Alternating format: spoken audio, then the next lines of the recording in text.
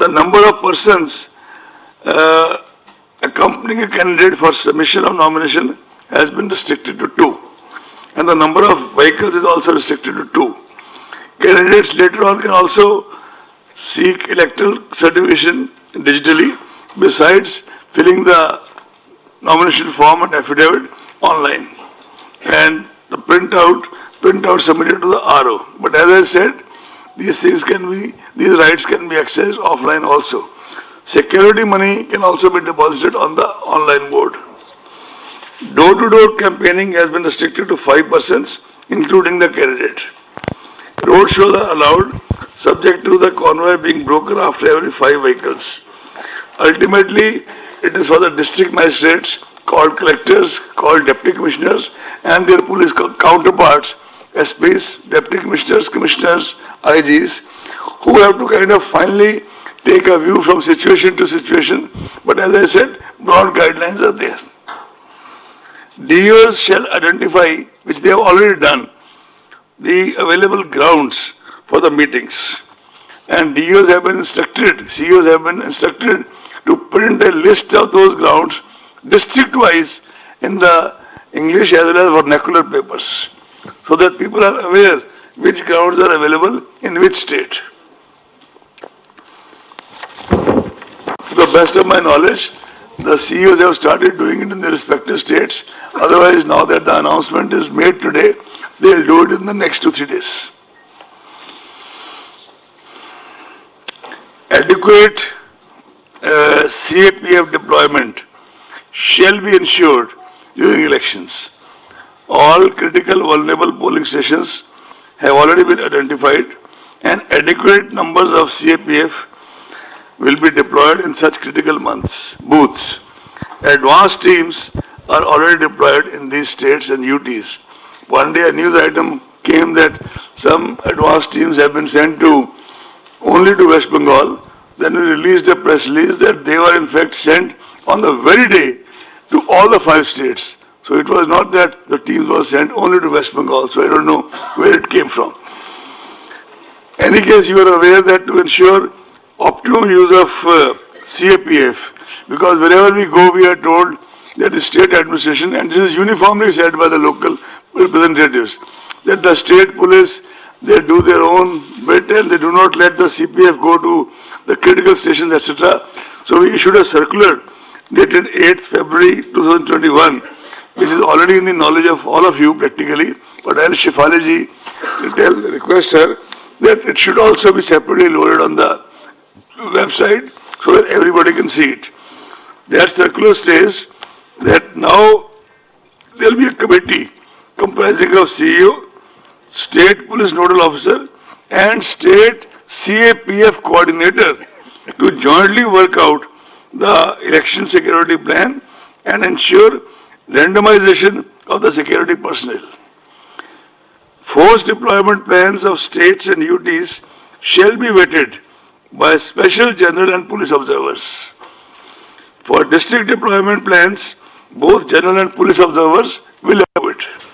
This will help in optimal and far more impartial use of CPFs in area domination, especially in the vulnerable areas and communities. Besides this, all other aspects of security management, including webcasting, CCTV footage, coverage and videography will be put in place. On 25th February 2021, Commission has directed by issuing a notification that arrangements for webcasting shall be done in all the critical polling stations and all polling stations in vulnerable areas, at least in the 50% such cases, including auxiliary polling stations, whichever is higher. I mean, if somebody can do 75, we should be too happy. If somebody can do 100, some of the CEOs did it, but 50% is the benchmark. It cannot be below 50%. You are also aware that ECI has had for some time time-tested and robust system in deploying central observers over and above the district observers, special central observers for depending on the sensitivity of a particular state for law and order and for expenditure, etc., etc. In fact, in Bihar elections and in earlier elections also, in Maharashtra, in Gujarat, all these places, we had deployed such observers, and some of them did exceptionally well. In fact, one or two of them, most of them are retired members of CBDT or CBIC. Also, some of them have been in investigation in their own postings for a very long time. And such observers, this time I would like to take out the name of observers. Assam, General Observer, Shri S. Srinivasan, Odisha, belongs to Odisha, Cadre Odisha, retired IAS from 80 batch.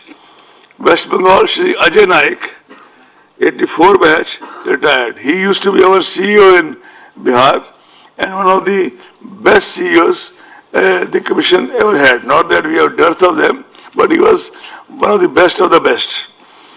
Kerala, we are still finding out a person. We just have 2-3 options, but you have to take their consent. In a day or so, that will also be done. Tamil Nadu, Alok Vardhanji, Bihar 86, retired. Puducherry, Manjeet Singh, 88, Rajasthan. IPS observers, Shri Ashok Kumarji, IPS UT, 89 batch for Assam. Shri Vivek Dubey, 81 for Bihar. You would recall that Shri Dubey was observer in West Bengal in the last parliament elections also. Shri M.K. Das, IPS 77 batch, retired. He was earlier observer in Manipur, in Tripura, and under very different circumstances, and he acquitted himself exceptionally well. Shri Deepak Mishra ji, IPS retired, AGMO cadre in Kerala. Shri Dharmendra Kumar ji, IPS retired, he was Special Commissioner in Delhi also, AGMO cadre. He is in Tamil Nadu.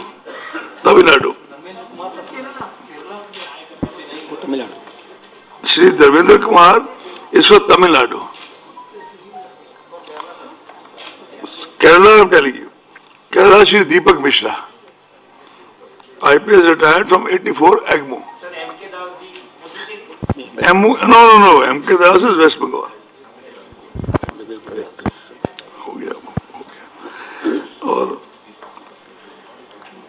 Are you clear about IPS observers? Vivek Dubey, West Bengal. In fact, for West Bengal, we are having 2 special police observers. Shri Vivek Dubey, who was the special police observer in West Bengal during Lok Sabha. He is from Andhra Pradesh 81 batch. Shri Minal Kanti Das, MK Das, 77 Manipur Tripura cadre. He also will be for West Bengal. He was our special observer in Tripura during the Lok Sabha elections. Shri Deepak Mishra ji, AGMO cadre for Kerala. And Shri Dharmendra Kumar ji, AGMO cadre for Tamil Nadu. I am clear now? Puducherry, we have not appointed anybody as yet. If only need be felt, we will do it, but we presently think there may not be any requirement. And while taking the name of Shri Ashok Kumar for Assam, I mistakenly mentioned his cadre as UT 89. It is actually Tamil Nadu 81. I apologize for that. Now comes to expenditure observers. Srimati Neema Nigam, IRS. Neena Nigam, IRS for Assam. Shri B. Murli Kumar, IRS retired for West Bengal. If you recall, Shri B. Murli Kumar was one of those observers who had prepared a report which resulted in the recension of at least one election in Tamil Nadu. Shri Pushpendra Singh Punia, IRS for 85 for Kerala. Madhu Mahajanji, IRS retired 82, and Balakrishna ji, IRS retired 83 for Tamil Nadu. Because Tamil Nadu is highly expenditure sensitive. And by the way, Balakrishna ji was also one of those officers when he was in investigations during his service who had prepared another report on Tamil Nadu which resulted in the recension of one election. And these officers were there in Maharashtra also, they were earlier in Gujarat also, they were earlier in Bihar also. And Balakrishna ji, and we also conferred the National Voters Day Award on Madhu Mahajan ji. Am I clear? Since you mentioned about Tamil Nadu is very sensitive, what sense is very sensitive? That is going to be a part of your questions. We'll keep the questions later. Let's finish the statement first. No. Expenditure sensitive. I will answer to you. Actually, I will start answering with you only. Okay. I will start with you now. If you want me to give the answer right now, I can give you right now. There are